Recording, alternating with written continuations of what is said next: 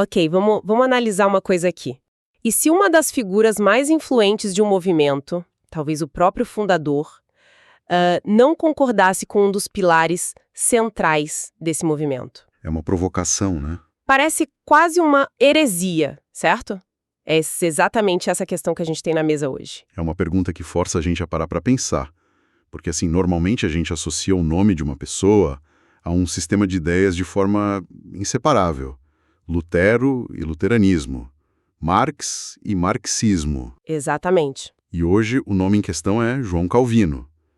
A pergunta que de cara parece até meio absurda é: será que João Calvino era de fato calvinista em todos os pontos? Uhum. Estamos mergulhando num trecho do livro Eleitos Mais Livres, de Norman Geisler, que argumenta que, em um ponto crucial, a resposta é um sonoro não.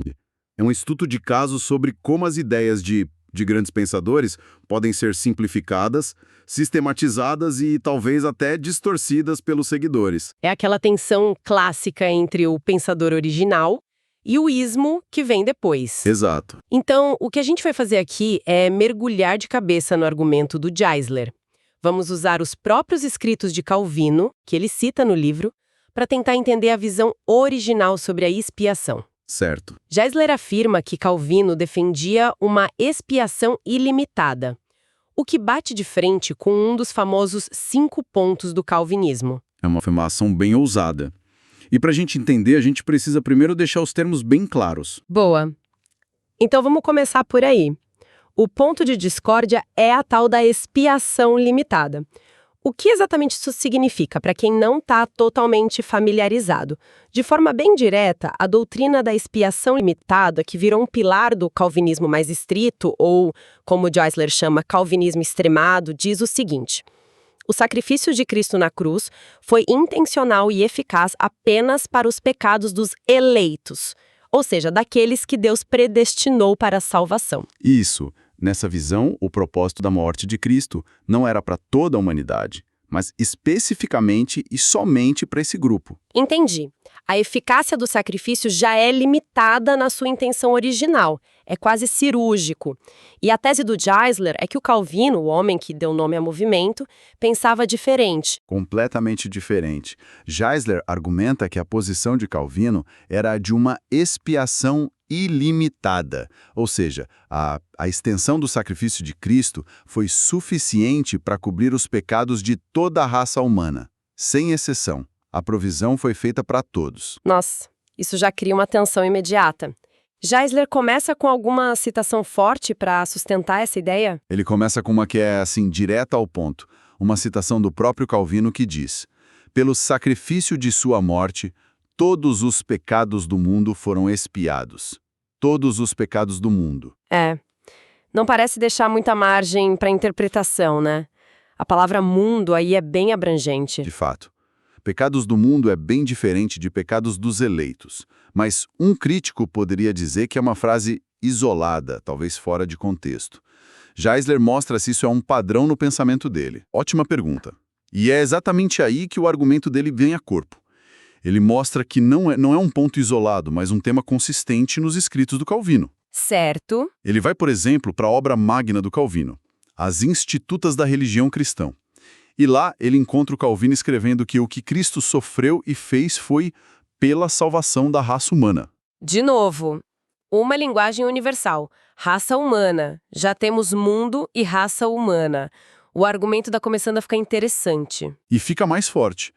Geisler nos leva para os comentários bíblicos de Calvino. Ao analisar Romanos, capítulo 5, Calvino discute o significado da palavra muitos. Quando o texto diz que Cristo morreu por muitos. Isso. E Calvino argumenta que muitos ali não está em contraste com um número maior. Na verdade, para ele, significa todos. Que curioso, porque essa palavra muitos é frequentemente usada justamente para argumentar o contrário, né? Exatamente. E Calvino, segundo Geisler, vira esse argumento de cabeça para baixo.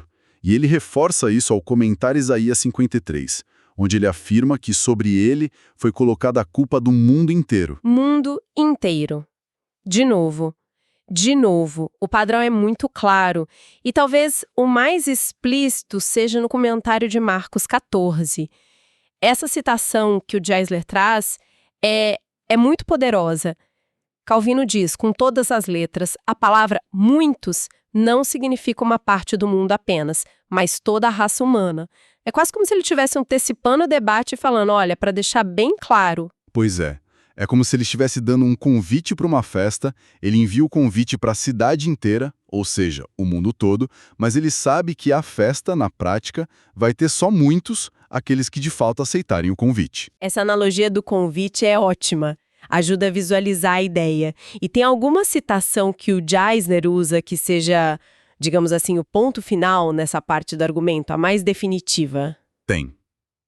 Aqui ele apresenta como sendo quase irrefutável esta.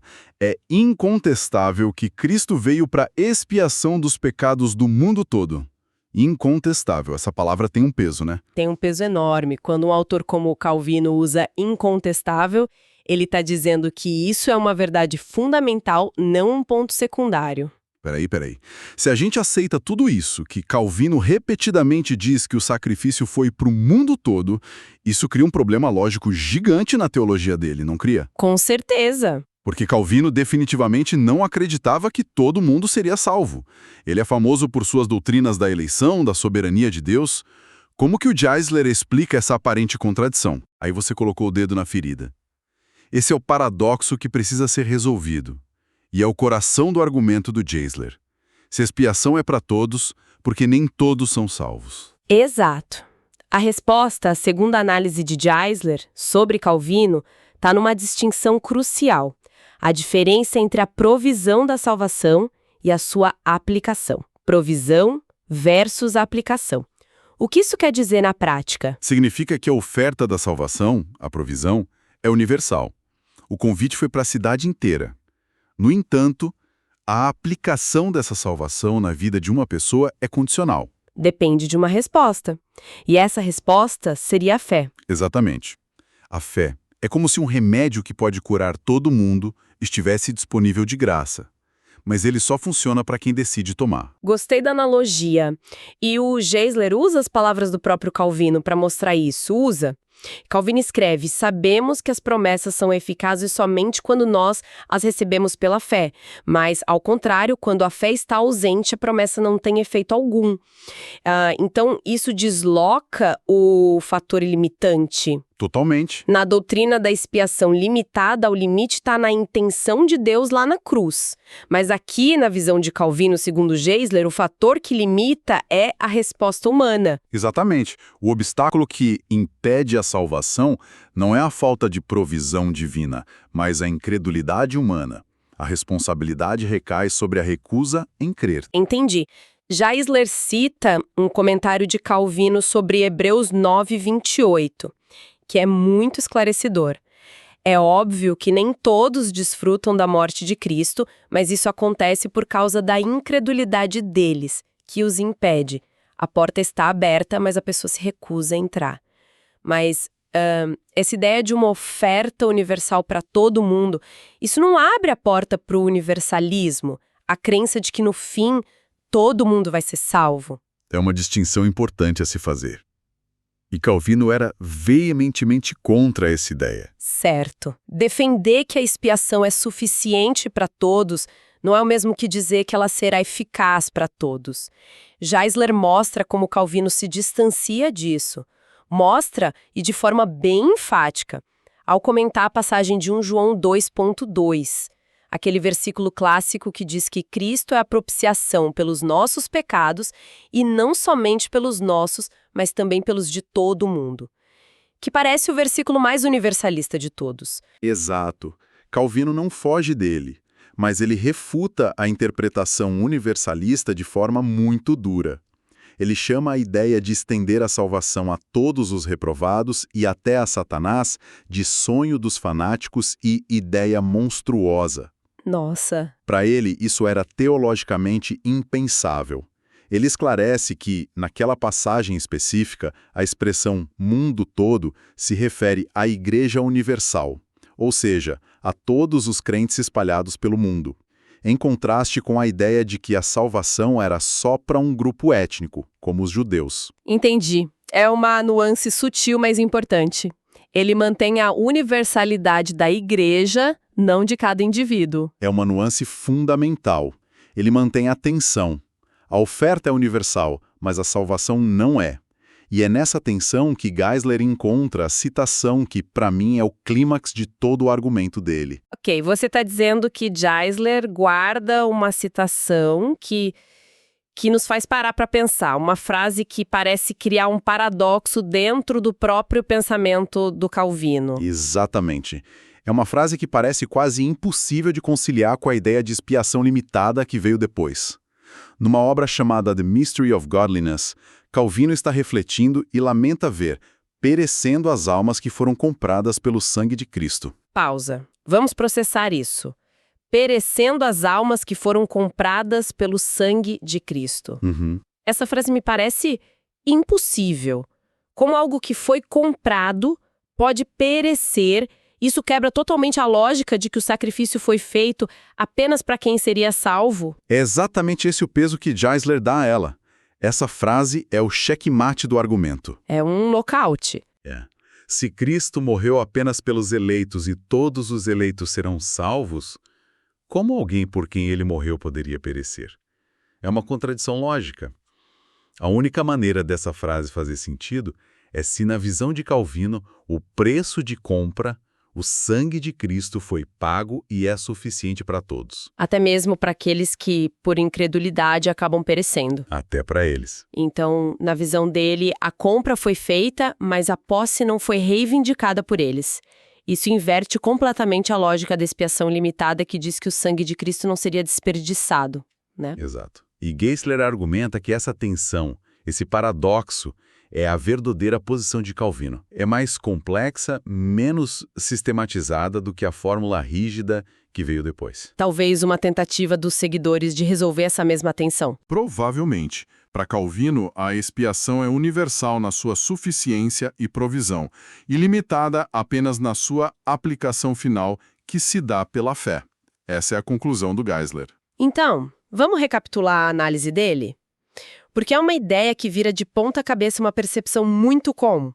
A imagem do Calvino, que emerge dos próprios escritos, segundo essa leitura, não é a de um arquiteto de um sistema fechado. Não mesmo. Pelo contrário, é a de alguém que acreditava que o sacrifício de Cristo foi vasto, universal em seu alcance e suficiente para todo mundo. Exatamente. A limitação para Calvino não estava na cruz, estava no coração humano, na fé, ou na falta dela, que é o canal pelo qual os benefícios desse sacrifício são, ou não, aplicados. Uma expiação ilimitada em sua extensão, mas limitada em sua aplicação efetiva. Perfeito.